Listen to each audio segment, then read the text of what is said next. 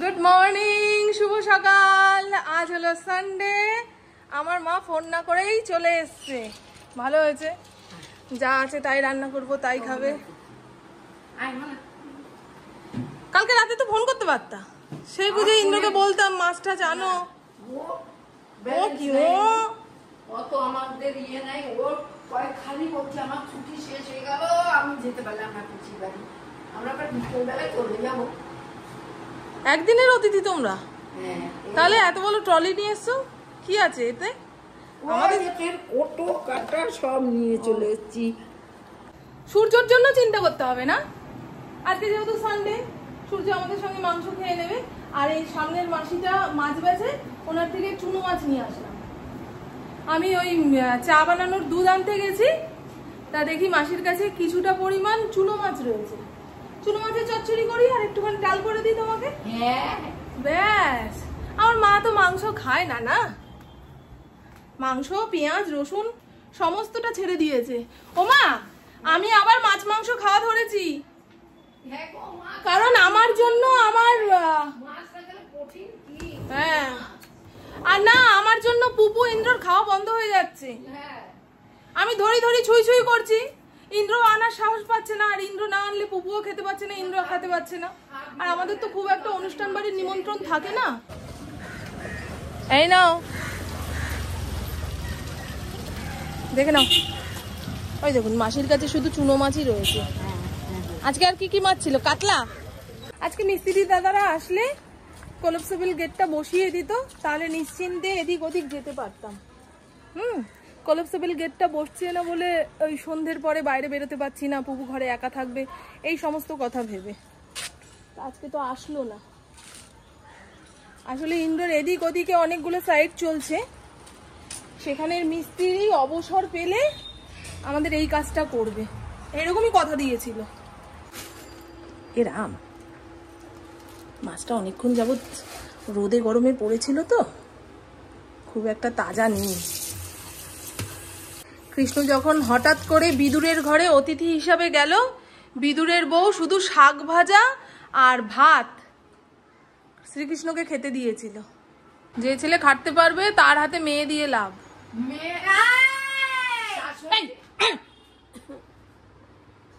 কেমন জ্বালিয়ে পুড়িয়ে শেষ করে দিচ্ছে সবাইকে। দেখো তো, ছোট ছেলে, হ্যাঁ এরা তো কোনো দাবি দাবা করে না, এইখানে দিলে। আর এখনকার ছেলেরা বেশ ভালো ভদ্রস্থ হয়ে গেছে।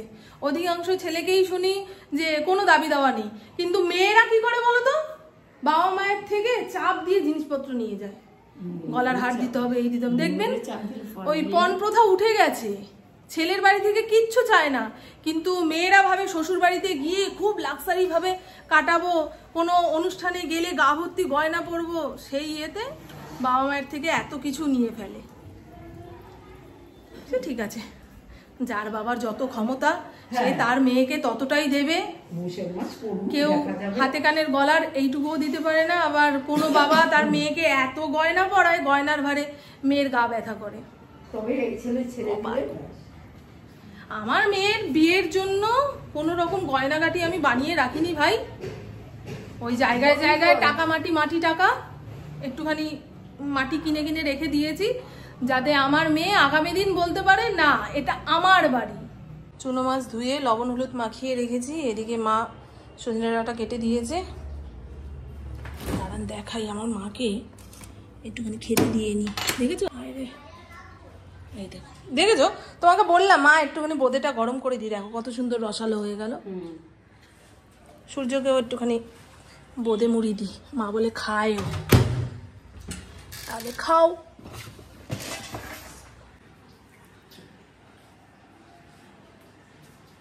সূর্য ওপরের ঘরে বসে টিভি দেখছে। আমার আগে কিন্তু এটা হতো না, জানো মা। এখন অমাবস্যা, একাদশী, পূর্ণিমাতে ভীষণ গায়ে পায়ে ব্যথা হয়। বয়সটা হচ্ছে না, বয়স না গো, বয়সের কথা বলো না তোমার। কিসের বয়স? আমার সবে 32 বছর বয়স। বলছি চুপ করে থাকবি, আমার এখনো 32, 5 বছর পরে বলবো আমার 33, 5 বছর পর পর আমার 1 বছর করে বাড়বে না গো। এখনকার ওয়েদার আগের মতন আর নেই, তাই না? আমার কিন্তু এরকম ব্যথা হতো। তাহলে ভাবো তোমার তো আরো 5 বছর আগে বলো বয়স হয়ে গেছে। আমার সন্ধ্যায় চলে এসছে, ঘরে এসেই বলছে মারাত্মক গরম। ফরিনকে ইন্দ্র খেতে দিয়ে দিয়েছে, আগে ইন্দ্রকে খেতে দেবো, তারপরে আমরা খেতে বসবো। ওর খিদা পেয়ে গেছে মনে হয়, ভয়ে বলতে পারছে না বেচারা। ঘড়ির কাঁটা 2টোর ঘরে। এই হলো মুরগির গিলামেটের চচ্চড়ি। মুরগির ঝোল বানানোর পরে এই গিলামেটে কে খাবে কে পাবে এই নিয়ে একটা অশান্তি চলে, সেই কারণে আজকে বাটি ভর্তি গিলামেটের চচ্চড়ি। আপনারা কে কি বলেন আমি জানি না, স্টমাক বলে, গুর্দা মেটে বলে। ভালো হয়েছে না রংটা? একদম ঝাল ঝাল কষা কষা করে রান্না করেছি। একটুখানি চুনো মাছ ভেজে তুলে রেখেছি, পুপু সূর্য খাবে ডালের সঙ্গে মুখে দিয়ে। আর এখানে পাতলা করে মসুর ডাল ইন্দ্র আর সূর্য খাবে, নাহলে আমাদের কারোর ডাল লাগবে না। আমার পুপু তো ডাল খাবেই না। এই হলো সজনে ডাঁটা আলু পোস্ত, একদম মাখো মাখো। একটু ঝোলা ঝোলা রেখেছিলাম, দেখেছেন? ঠান্ডা হওয়ার পরে কেমন গা মাখা হয়ে গেল। বাবারে, কিছু খাইনি তাই ঢেকুর উঠছে। এই হলো আলু বেগুন দিয়ে চুনো মাছের চচ্চড়ি, দারুণ হয়েছে দারুণ হয়েছে। আমার মা সূর্যদাস ওপরের ঘরে বসে টিভি দেখছে, ওদের ডেকে খুঁজে নিয়ে যাই। ইন্দ্র তার ঘরে এসি চালিয়ে নিয়েছে। ও মা, এসি চলছে না? হ্যাঁ দেবতা, কত জোরে শুনছি। ও ভুলভুলাইয়া শুনছি, ভুলভুলাইয়া কলকি। আমরা এই 4 জন মানুষ টেবিলে বসে খেতে পারবো না, 3খানা চেয়ারের ব্যবস্থা। ওরা 3 জন বসে গেলে কি আমি তাকিয়ে তাকিয়ে থাকবো না? আমারও তো কি তাকিয়ে হচ্ছে। হ্যাঁ, তবে একসঙ্গে খেয়ে দিয়ে নিয়ে ওপরের ঘরে যাবো, বাংলা সিরিয়াল দেখবো। মা কি কি সিরিয়াল চলছে তোমার জীবনে? গীতা এলএলবি শেষ হয়ে গেছে? গীতা এলএলবি না, তাহলে কোন সিরিয়ালটা আমি দেখছি? তুমি তো সিরিয়াল ছাড়া বাঁচতে পারবে না। আমার মা বাংলা সিরিয়াল না দেখে বাঁচতে পারবে না। বাবা কার্টুন দেখো, মা কার্টুন দেখো। খাওয়া দাওয়া কমপ্লিট, মা সূর্য ওপরের ঘরে গেছে, আর আমি এই থালাগুলো মেজে রাখলাম। সুজাতার তো রমজান মাস শুরু হয়ে গেছে, যত বাসন কমিয়ে রাখা যায় ততই ভালো। সূর্যদাস উঠে পড় উঠে পড় উঠে পড়, চা খা। বিকেলের চা বিকেলে না খেলে রাতে খাবি, তারপরে আর ঘুম আসবে না। যদিও এতক্ষণ যাবো তোরা ঘুমালো, রাতে গিয়ে ঘুমাতে পারবে না। ও মাসির বাড়ি সবচেয়ে যে চিন্তার ঘন্টা। হ্যাঁ, ওই জন্য আমি আমার মাকে আর আটকাই না। এই সেলাইয়ের কাজে পয়সার থেকে দায়িত্ব খুব বেশি। আমি একটা টাইমে করতাম তো, জানি। বাবারে বাবা, কোনো অনুষ্ঠান উৎসবে দর্জিদের খাওয়া নেওয়া থাকে না। আমার অনেক দর্শক বন্ধু বলেছে যে তুমি এত বড় অট্টালিকাতে থাকো, তোমার মা কেন সেলাই করে খায়? আমার মাকে এই সেলাই করতে না দিলে আমার মা এমনি কবে অক্কা চলে যেত। এই সমস্ত নিয়ে ব্যস্ত আছে বলে মা ভালো আছে, তাই তো। বেকার কাকিমা জেঠিমারা দেখবেন ওই পাড়ায় পাড়ায় গোল হয়ে এর ওর নিন্দা নিয়ে বসে। আমার মা সেই সমস্ত কাকিমাদের দলে পড়ে না, নিজের কাজকর্ম নিয়ে ব্যস্ত থাকে। সূর্যর অঙ্ক, সূর্যর পড়াশোনা, এই সমস্ত নিয়ে নিজেকে ব্যস্ত রাখে। হ্যাঁ গো মা, জানো মা, অনেকে বলেছে তোমার মা সেলাই করে খায়, তোমার লজ্জা লাগে না?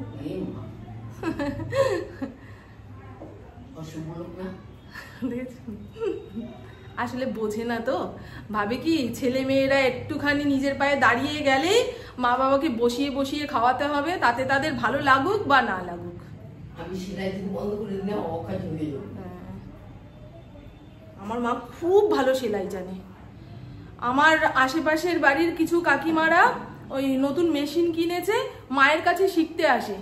ও মেজো বৌদি এটা শিখিয়ে দাও না, ও মেজ দিয়ে এটা একটু শিখিয়ে দেন না। আমার মা এত ভালো হাতের কাজ জানে। আসো আসো আসো, রসা রসা রসা রসা রসা রসা রসা। ও যদি আমরা পুরীতে থাকতাম, এরকম বৃষ্টি হতো, ও মাই গড। বৃষ্টির সময় সমুদ্রের রূপ অন্যরকম হয়। আমরা দেখেছি। আমাদের টিকিট কাটবে আর কয়দিনের মধ্যে। না বন্ধু, না বন্ধু বলিস, বন্ধুরা বলবে এই মামুন ডব্বাজি দিচ্ছে। হ্যাঁ গো, মা এখন ইচ্ছা করছে, মানুষের ইচ্ছা হয় যেটা বলে। মা বলছে জেঠির পিছনে কি দিয়ে যাচ্ছে, ওরা কথা বলে টাকা টাকা সিসিটিভি। ভাতের মধ্যে আলু সেদ্ধ ঢেঁড়স সেদ্ধ দিয়েছি। মা আমার বাড়ি থেকে খেয়ে বেরোবে না, মায়ের ভাগেরটা মাকে গুছিয়ে গাছিয়ে দেবো। মা, সূর্য, হ্যাঁ, এদেরটা গুছিয়ে গাছিয়ে দেবো। ওরা বাড়িতে গিয়ে 10টা সাড়ে 10টার সময় খাবে। সূর্য দেবতা ফোন ঘাটছে, এই ভিডিওটা ওর জেঠু দেখবে, খাবে মার। আর সূর্যর একটা জন্মদিনের নিমন্ত্রণ রয়েছে, মাকে বললাম ওকে পাঠাবে। ওর জন্মদিনে সবাই আসে, ও যদি না যায় তার পরের বারে যখন অনুষ্ঠান হবে বড় করে কেউ আসবে? তা ওই বাচ্চাটার জন্য এই রং পেন্সিলটা আমি ওর হাত দিয়ে পাঠিয়ে দিচ্ছি।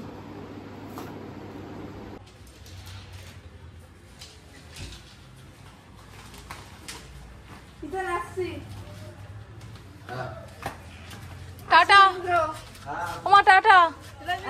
হ্যাঁ বাবা, আবার সময় পেলে আসবি। আজকের দিনটা ভালোই কেটেছে। মায়ের সঙ্গে বকর বকর বকর বকর করতে করতে যে গল্পের গরু গাছে উঠে গিয়ে কতবার পড়লো, নামলো, উঠলো, তার ঠিকানা নেই। মা মানেই তো এটা না, সমস্ত রকম অভিযোগ, রাগ, বিভিন্ন রকম গল্প, কোনো ফিল্টার করতে হবে না, মাপঝোপ করতে হবে না, যত খুশি বলো। আমার মা তো ভুলেই যায়, পরে অর্ধেক কথা শুনতেই পায় না। আমার দিদিমাও বয়সকালে কানে শুনতে পেত না। আমার মায়েরও দেখছি সেরকম রোগ হচ্ছে, মানে খেয়াল করতে পারে না কথা। একবার ডাকি সাড়া দেয় না। আমারও আছে, হ্যাঁ আমারও এরকম। আমি আবার ভুলে যাওয়ারও আমার বাবার যেটা ছিল, আমার বাবারটা আমি পেয়েছি। আমার বাবার আবার পেটের রোগও ছিল, সেটাও আমি পেয়েছি। সর্বক্ষণ আমার বাবার পেট নাকি ফেপে থাকতো। দুনিয়াতে যাকে আপনি যত ভালোবাসবেন, সে দুনিয়া ছেড়ে চলে যাওয়ার পরে আপনাকে কিছু একটা দিয়ে যাবে যাতে লোকজন তাকে মনে করতে পারে। এই আমার মাকে যখনই বলি, জানো আমার পেটটা ফোলা ফোলা লাগছে, তোর বাবারও এরকম ছিল। আর মা বাবার মধ্যে একজন গেলে ভাববেন আপনার 10টা বছর এগিয়ে গেল, মানে ম্যাচিওর হয়ে গেলেন। আমার বাবা যখন বেঁচে ছিল তখন অনেক কিছু ভাবনা চিন্তা করতাম না। বাবা চলে যাওয়ার পরে আমাকে এখন যেগুলো ভাবার দরকার নেই সেগুলোও ভাবতে থাকি, যে মায়ের শরীর খারাপ হলে কি হবে না হবে। যদিও আমাদের ওই বাড়িতে প্রচুর লোক, প্রাথমিক চিকিৎসা ওরাই করে নেবে, তারপরে সব সামাল দিয়ে আমাকে ফোন করবে কিংবা ডেকে নিয়ে যাবে। আমার বাপের বাড়িতে খুব মিলমিশ রয়েছে। শ্বশুর বাড়িতে লোক কোথায়, কমতে কমতে এখন আমার যা ভাসুর আর শাশুড়ি মা, তাও শাশুড়ি মা থাকে বড় ননদের বাড়িতে। শ্বশুর বাড়ির লোক বলতে এই কজন। টাটা বন্ধু, টাটা। আবার যদি কথা বলতে শুরু করি অনেকগুলো কথা বেরিয়ে যাবে। তো আমার বকবক আজকের মতন এইটুকুই। আপনারা সবাই খুব খুব খুব ভালো থাকবেন, নিজের শরীরে খেয়াল রাখবেন, সুস্থ থাকবেন, আর অল টাইম স্মাইল করতে হবে। টাটা, খুব ভালো থাকবেন। সবে 9:30 মতো বাজে। যাওয়ার সময় এখান থেকে টোটো অটো কিচ্ছু পাওয়া গেল না। একটা টোটোওয়ালা দাঁড়িয়েছিল, সে মায়ের সঙ্গে এমন ইয়ার্কি জুড়েছে যে যাবে কাকিমা, তবে টোটো ঠেলতে ঠেলতে নিয়ে যাবে। মা বলে দেখ আমি হাঁটতে থাকি। তা হাঁটতে হাঁটতে গেল। যদি মাঝ রাস্তায় টোটো পায় তো ভালো কথা, আর না হলে ওয়েদারটাও ঠান্ডা আছে গো। আর দেখলেন তো মা না জানিয়েই চলে এসছে। যদি আগে থেকে ফোন করা থাকতো তো ইন্দ্রকে বলতাম মাছ এনে দাও কিংবা অন্যরকম, সে জানি ঘরে যা ছিল যেটুকু ছিল তাই দিয়ে জোগাড় যন্ত্র করে মাকে খাইয়ে দাইয়ে দিয়েছি। যাওয়ার সময় কিছুটা আমার ভাইয়ের জন্য পাঠিয়ে দিয়েছি। এই তো হলো গল্প।